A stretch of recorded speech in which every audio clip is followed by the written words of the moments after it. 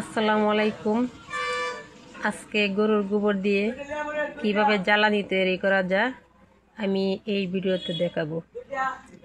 গোবর থেকে দুই ধরনের জ্বালানি তৈরি করা হয়। এক, বায়োগ্যাস তৈরি করা যায়। দুই, গোবর রোদে শুকিয়ে লাকড়ি তৈরি করা হয়, যেগুলো গ্রাম অঞ্চলে লাকড়ি হিসাবে বা গরুর যে বন দিয়ে ছটা, আমরা গ্রামের ভাষা বলি ছটা তৈরি করে রান্নার কাজ ব্যবহার করা হয়। তাহলে গরুর কোনো